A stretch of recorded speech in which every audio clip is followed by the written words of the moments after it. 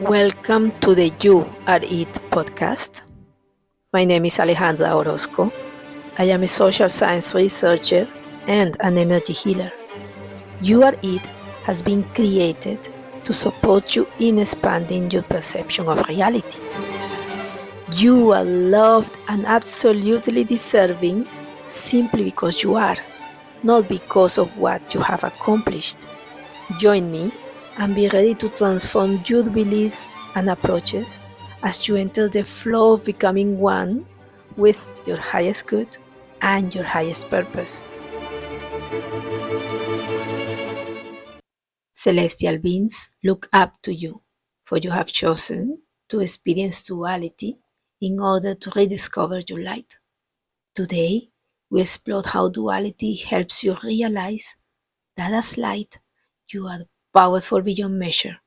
Welcome to episode 10 of the You Are It podcast.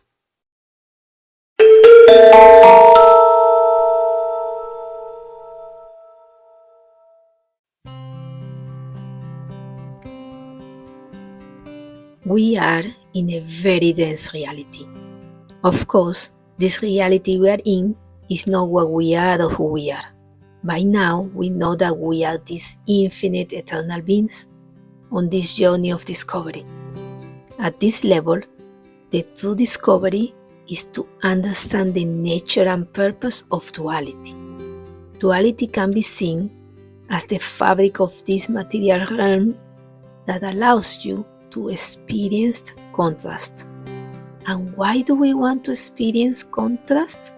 Because it is through contrast, the opposites of light and shadow, good and bad, up and down, beautiful and ugly, that we are able to experience and learn from and about the possible realities that we can have as created beings. Contrast is the means by which you, as a being of light, can enter into a state of awe and become enamored with your light and reconnected to your inner nature. And this happens after you have experienced the opposite, after you have come to know what the absence of light feels like.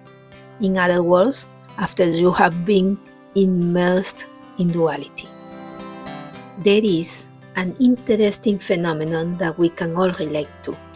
We learn to connect deeply with something. We learn to acknowledge it and benefit more deeply from it after we have been exposed to its absence. If you have always been surrounded by love, love is something you take for granted, no matter how great, no matter how essential, no matter how transcendent it is to your very existence. You are blind to its power and its role in shaping your very being. But when love is gone and you feel its absence, your entire reality shatters before your eyes. Even breathing can become a difficult task, and your inspiration and creative powers practically disappear before your eyes. The extraordinary aspect of this dense material existence is not that it can make love disappear from your life, or that it can take away your power. No, all this plane of existence actually does is to create the illusion of limitation by feeding you the belief that all you are is a material being, and you know that all that is of matter is destined to perish. And once you agree to see yourself only through the experience of your five senses as a limited material being, then you need an ego to survive this harsh dual reality where the law of the jungle prevails and you are categorized as one who has or one who has not. If you believe that you can perish and that life here is all there is, wouldn't you fight to the death to get the most out of this life, even at the expense of others? This, my friends, is the very definition of believing and embracing duality, of surrendering your sovereignty as an infinite being. Even within this reality, you are immensely powerful. But unless you are aware of this, you remain limited because all you can see through your five senses is material and finite in nature. The moment you agree to perceive yourself as a material being, which is different from perceiving yourself as an infinite being experiencing a material reality, you have surrendered your sovereignty. And that is all it takes for you to join the rat race, to experience suffering, to feel powerless to change your reality, to feel a victim of your circumstances. Exposure to duality does not mean that you have to embrace duality. When you can be in this world, but not of this world, that is what we call a state of deep awareness. When this happens, the thoughts and actions of others have no power over your perception of self and others. Yes, this may be difficult to accept, but exposure to contrast or duality has different impacts and effects on you depending on your level of awareness, because it is your state of being that determines how you experience anything and everything within this plane. If we are operating from a state of fear, pride, resentment, we are operating from a place where we have surrendered our sovereignty and chosen to limit our perception of reality to the input provided solely by our five senses and our ego mind. It is as simple as that. And when this happens, the duality or contrast that is present everywhere on this level is experienced as a threat, as something that can deny us a state of peace and prevent us from enjoying happiness, love, and fulfillment.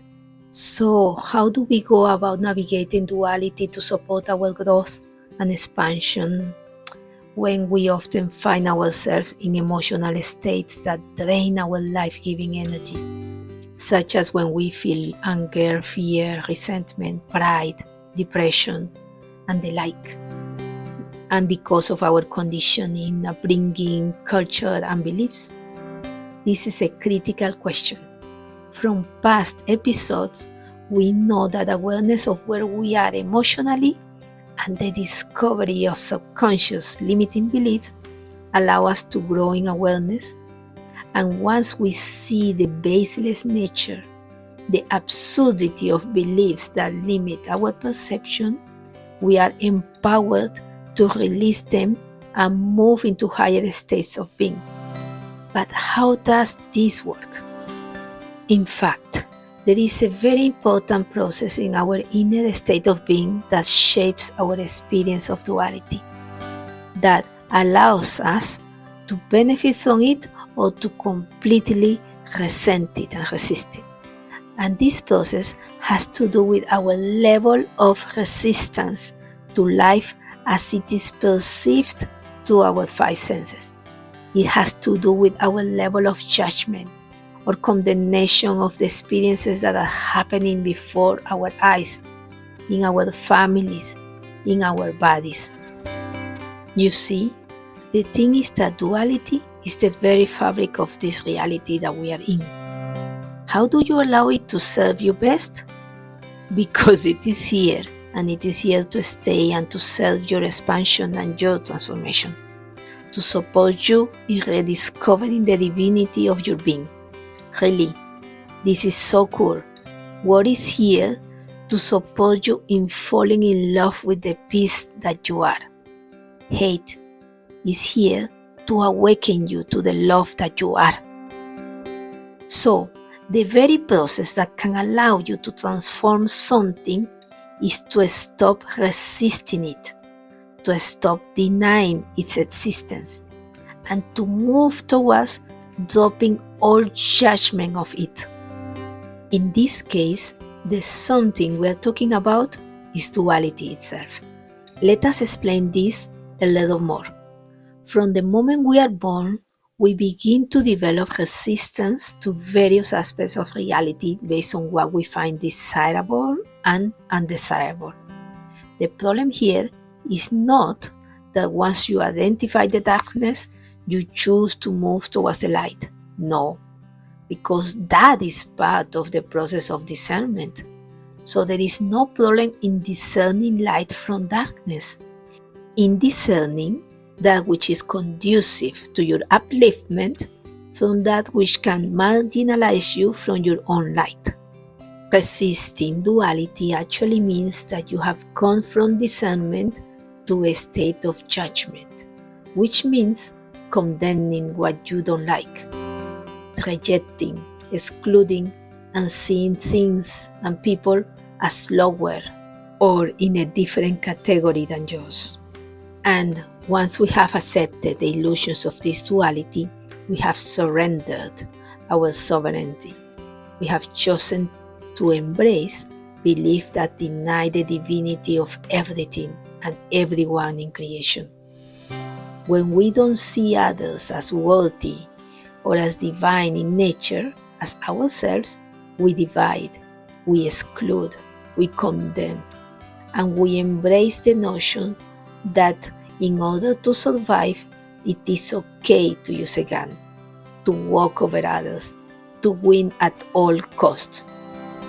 It also means that we embrace beliefs that prevent us from seeing that things like the darkness of the night were not created for you to judge or fear, but simply to experience and acknowledge that it was only meant to serve you in recognizing and appreciating the beauty of sunrise. And so, as we continue to resist so much and so many things in each present moment, we continue to miss the purpose of the experiences we're going through. The experiences that are profoundly and simply trying to show us that everything you experience has a purpose in your life. Like the importance of experiences that show you that others can physically limit you, like putting you in prison, but that only you can limit your unlimited being by believing that external circumstances have power over you. Think of Mandela, for whom even 23 years in prison did not stop him from becoming president of South Africa and dismantling apartheid. If we resist and resent what we are experiencing in this dual reality, instead of recognizing its purpose and our power beyond it, then we remain in this dance where our ego, rather than our higher self, controls our steps and keep us ignorant of our divinity, our capacity to be light for ourselves and others. In a state of non-resistance, we are not looking at situations and acting on them to prove ourselves or to oppose the actions of others, or because we think there is something wrong with others, or because we perceive a problem that needs fixing, and so on. No, rather, our actions are informed by discernment as to what we prefer and the appreciation of contrast, both as an opportunity to know ourselves better and to be light when it is dark, and as an opportunity to become aware of what state of being we wish to reach and what inspired action we wish to take during our time in this reality. So yes, thanks for contrast. It is a life-giving experience of this material plane that allows us to become one with our divinity. When we can move into a state of being that offers no resistance to this material reality that is constantly unfolding before us, we so quickly transcend the nature of duality that we cannot help but grow with it and benefit from it. And as time goes by, we become aware of things beyond belief. we are able to see how our emotional state and our beliefs shape our perception in such a way that we begin to notice how, for example, the feeling of being in a state of survival, of seeing ourselves as needy and wanting, immediately allows our experiential reality to reflect our state of being, to become the canvas of us as painters. On this canvas, our feelings of limitation manifest in the form of difficulty in finding a job, inability to move with confidence, feelings of abandonment and helplessness, etc. Everything around us reflects in some way our state of being, because we are the ones who give life to a limited perception of reality. How do we know that this is true? Just notice how two people looking at the same landscape can see and experience radically different things. In depression, even the most exotic garden has no beauty. In a state of joy, even the deepest pit cannot imprison you. In love, you forgive everything and everyone. In resentment, you can learn to dislike even the sincere greeting of a friend. We create experiences as we go, and these experiences are the product of our multiple states of being. So you can see that it is just as possible and doable for some to create experiences that can bring pain and suffering to themselves and others, as it is for others to create experiences that can bring joy to themselves and others.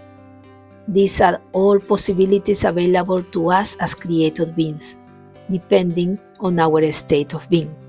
For as long as you continue to seek and draw upon a power outside of yourself to achieve wealth, health, love, peace, and the like, you are surrendering your power as a sovereign being. And as you surrender your power, you become a victim of your circumstances, someone who can be oppressed. Duality will not cease to be to give you comfort. Forget that possibility. It does not work that way.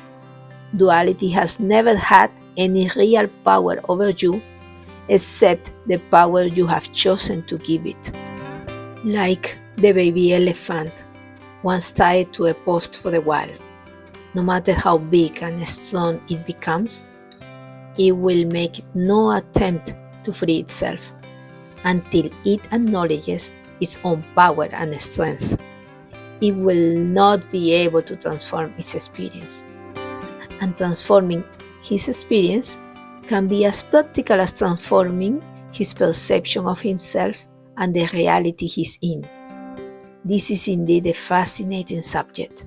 I apologize for my shortcomings in explaining such a cool topic, but I know that even my arguably inadequate explanations will serve someone, somewhere, in understanding the self and its experience of duality.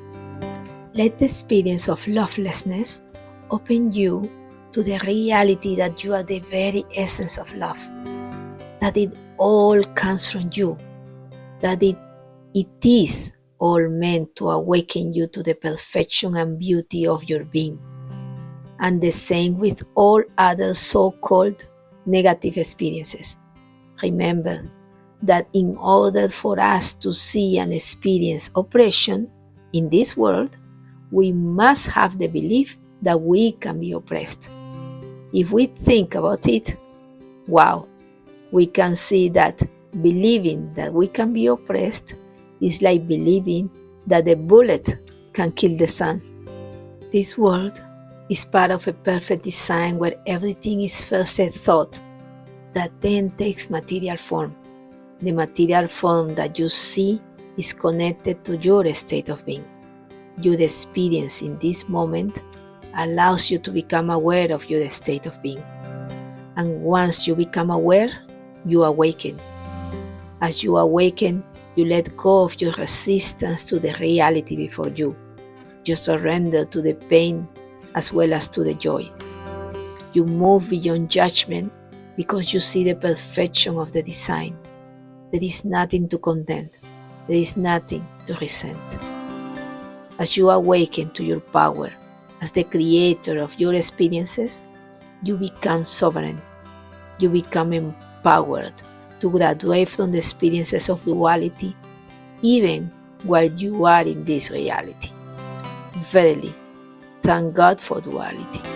Otherwise, how would you become aware that you are it, that you are beyond it, that you have always been before it, and will always be beyond the reach of all that is limited? It is a joy to share this time with you. I love you all very much. The one speaking to you is Alejandra, and you have been listening to You Are It. See you soon.